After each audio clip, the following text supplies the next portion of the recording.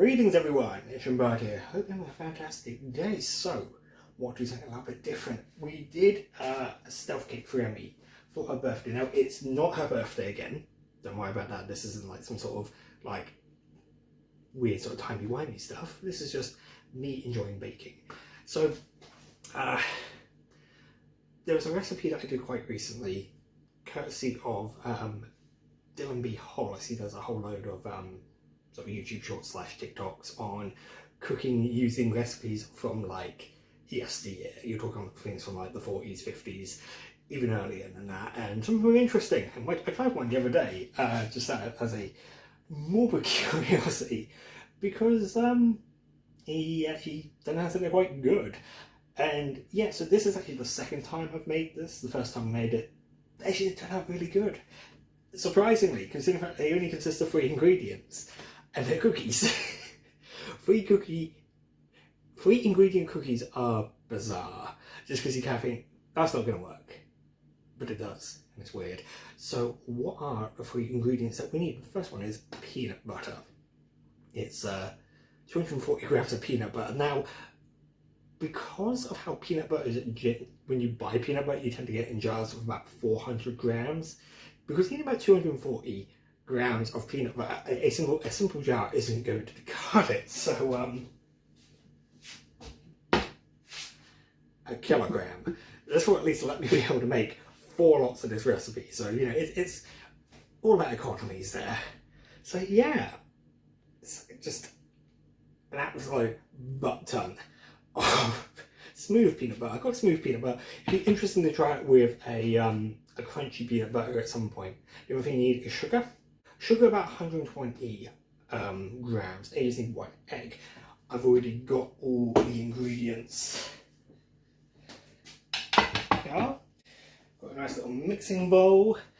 Now last time I did this, last time I did a cooking thing, I was literally just holding the phone in my hand and walking around with it.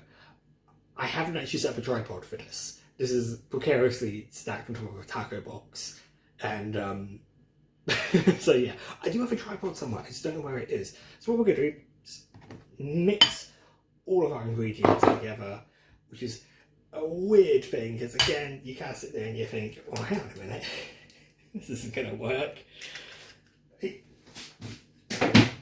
And we're going to give it a good old mix. So what you'll notice is when you're mixing it, it will just give it a good mix.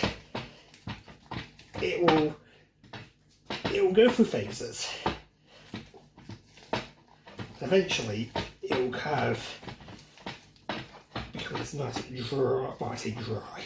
I say dryness. It's not going to be as oily as it was. And in fact, let's just fold it a little bit. Yeah, it's starting to come together now quite nicely.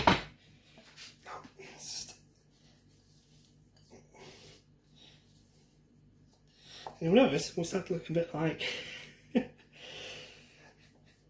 will start to look like a dough almost, which is just the weirdest part. And again, you just when I first saw this being done, I was like, this is going to turn out awful. But we're just going to give it a good old mixy-oo. And what I'll do is I will get the oven preheated eventually, not right now, because I'm probably going to cook this up when we are doing some other food, just to make use of make more use of the oven. So as you see, it's nice and sort of just this solid, not really a gooey mess. I would have thought it would have ended up gooier, but it's not looking too bad, is it? So what we need to do now is grab my baking tray. And all we're going to do is use our hands for this. We're just going to grab a bit, roll it into a little ball. And yeah, even in this situation, I would have thought I would have got this all over my hands. My hands would be awful. But now you can roll it into a nice little ball, stick it on our sheet. And I'm not quite sure how many we're going to be able to get out of this. Last time I tried, they were wildly,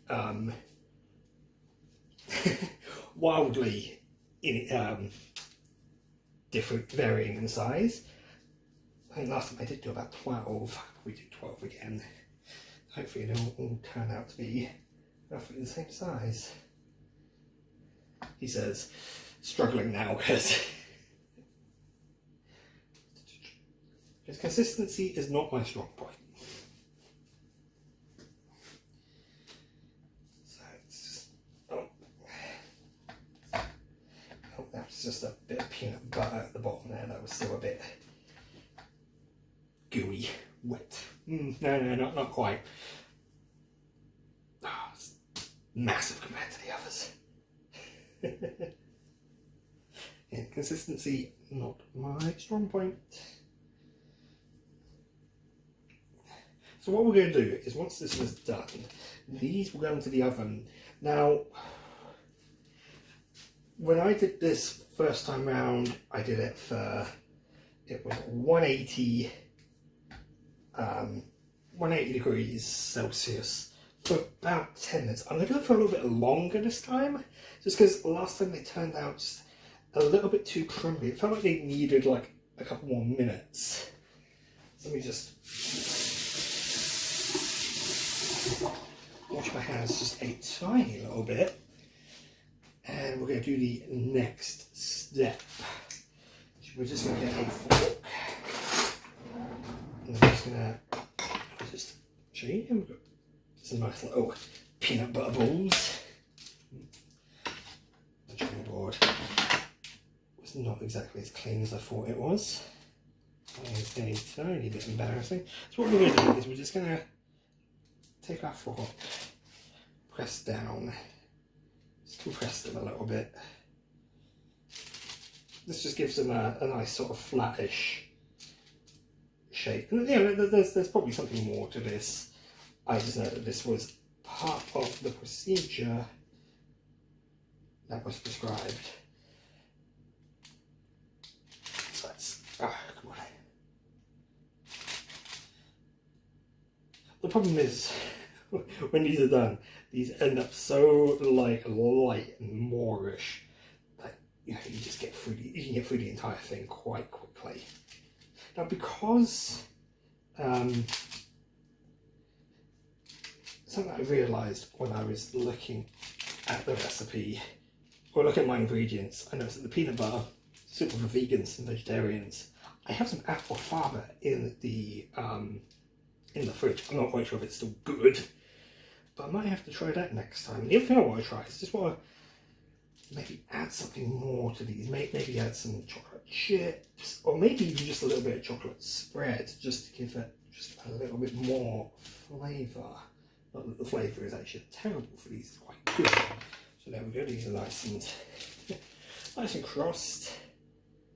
And what we'll do, as I said, we'll bung those in the oven for about 12-15 minutes maybe, at about 180 degrees. As I said, thankfully I'll have some notes I can put in the oven later today, so when I'm doing dinner I'll probably be firing up those as well.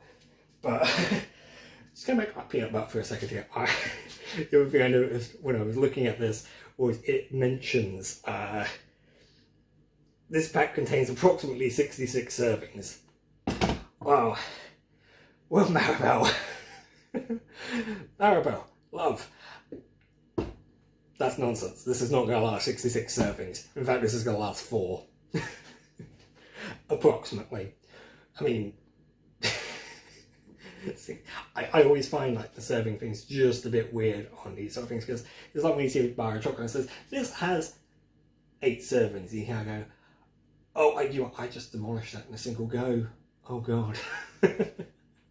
But anyway, so when we come back, the everything should be ready. We should have everything mixed in. Oh no, everything's already mixed. Everything should be baking away quite nicely, and you'll see the results soon, I suppose. Well, I mean, that'll be a nice little jump for you. For me, it's going to be a little while before I do that. As I said, I'll be doing it with dinner, so this will be a desserty kind of treat, even though we're going to eat them all and I feel like, God, we want more. Anyway, I'll see you in a bit. And we're back. So, ignore the noise, I've got the convection oven going as well. But we've had about 15 minutes in the oven at about 180, so let's have a look how these are turned out.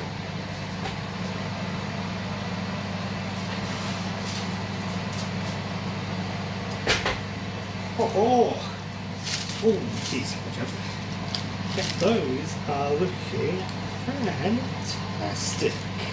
Right, we're going to just get them onto this let's give them a bit of a poke. Those are all looking great. So hopefully give it a couple of minutes and we should be able to give one of these a taste test.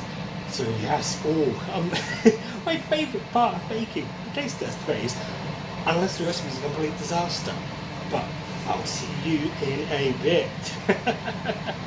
Right, now that they've cooled down, they're ready for eating. So I've got Emmy here to help with some of the taste testing because, I mean, we've done this before, so there's going to be no real surprises with this one, which is a bit of a shame because I'd love to do something that's a bit more of a blind taste test. Hopefully this one will turn out a little bit better than the last batch, though. Yeah, but usually if it's blind, you don't tell me you're baking. That's where it went wrong. Well, no, I mean, I've done this recipe before. That's when I say blind baking. Sure, I mean, but you know what I mean. So yeah. They definitely hold together better. Yeah, definitely. I mean, they're quite... She says nearly dropping off. They are surprisingly soft. Like, ridiculously soft. But this is actually quite... It's held a lot better. I think giving it that extra, a baking time of somewhere between 12 to 15 minutes is probably what you want to do with this. So, if you were to change anything in this recipe, what would you change? Well, to make it vegan, you can't have egg. Well, yeah. But I'm not too worried about making it vegan. You should be. Well, I mean, we could do egg substitutes for that. That's not more being considerate. Would you use aquafaba though? Or would you use chickpea water?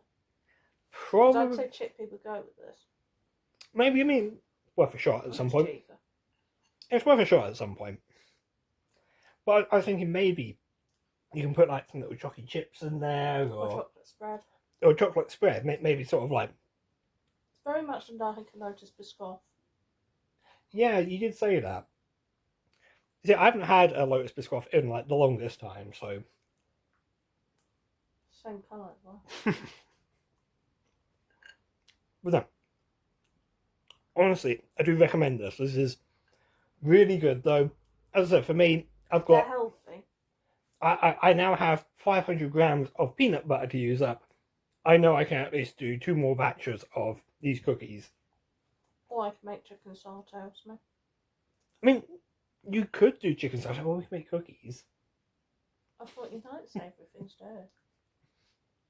I do, but I also like cookies. Anyway. Other than that, I think if I was to do another one, I might use... When you do another one? Well, no, I mean, if I was to do one that was a slight like variation on it, because I'd use a smooth peanut butter, it might be interesting to do something that's a bit more chunky, see how it turns out. I'll put some nuts in it or something. Oh yeah, or maybe add little things to it. This is why I said nuts. This is why I said chocolate chips. Bananas tend to go with peanuts. What, little like diced banana? Mm. It could work. Banana chips kind of thing.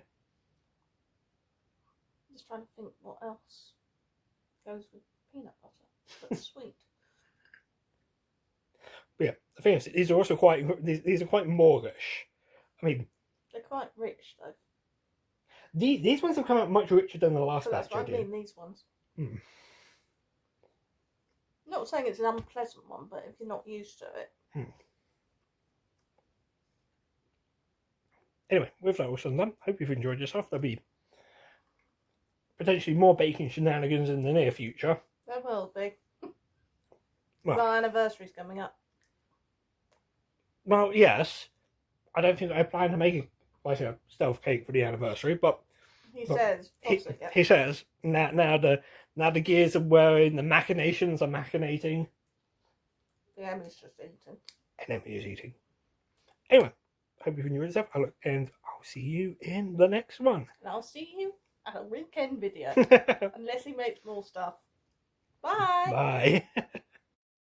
Hey, thanks for joining us on this edition of Ishambakes. I think that's what I'm going to call it. It's a silly little name, isn't it? Hopefully you've enjoyed this. Give the recipe a try. Honestly, yeah. Unless you're allergic to peanuts, I should have considered that. Anyway, if you haven't subscribed to my channel already, you can click on me right there. Otherwise, over there, other videos, mostly non-baking stuff. I will get a whole load of baking stuff put together at some point, and there'll be a nice little thumbnail there for you to click on regarding baking stuff. I'll see you around.